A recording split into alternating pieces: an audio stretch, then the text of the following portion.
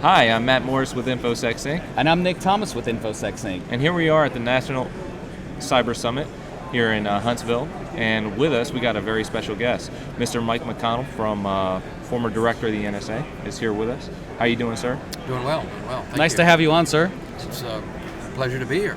So we recently sat through your speech. It was a very good speech. Some people were scared about some certain things you said, but could you expound upon to the viewers and listeners the gist of what you talked about and what cyber means and where you see it going based on your experience? Well, if only some of them were scared or frightened, then I failed, because I was trying to make them all that way. My premise is it's really bad, and it's going to get much worse.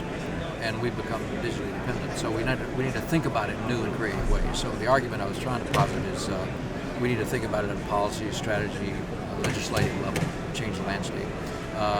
We're going from Internet Protocol version 4 to Internet Protocol version 6. Mm-hmm. So instead of billions of things, it's going to be multiple trillions of things connect to the Internet. So it's going to keep transforming us. It will continue to have benefit, but it's going to add increasing vulnerability. If we don't address that, it's going to be to our downfall at some point in the future. Excellent. So do you have any insight for Admiral Rogers going forward, a way to help him out at all? Well, he's focused on the issue. You know, the NSA has two missions. It's the code breaking everybody knows about. Right. They also do the code making side. Although most people don't have an appreciation, NSA makes the code for protecting classified information, but the law restricts them from having a role in anything but classified. Correct. So, therefore, who's responsible? NIST for the rest of the government? Nobody.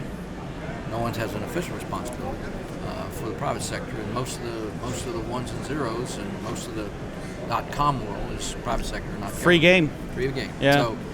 So we haven't matured in our understanding or our level of appreciation about what it is we need to do.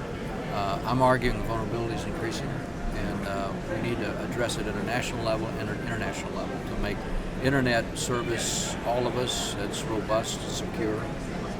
There's attribution, there's confidence, and it's not something that can be easily manipulated. So that's a tall order, and some nations would rather keep the internet the way it is so they can spy on their own citizens, and that's kind of the debate we're in.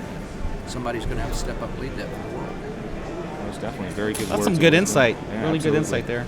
So the threat landscape is ever changing. We're going to have more devices connected more than ever. It's growing every day. Yeah, the number is 10 to the 38. That's an una decillion, and when you try to put that in common folk talk, it's like you could connect every grain of sand on the earth to the internet with That is a lot. those kind of numbers. Mm-hmm. So we need to appreciate the magnitude of the change, and then start to think about how do we change our approach, strategy, organizational philosophy, and so on. It's really of that dimension. Most definitely. All right. Well, Excellent. that's great.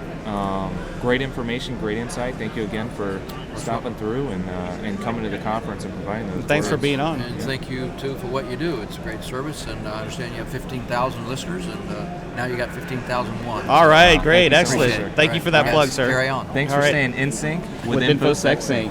InfoSecSync.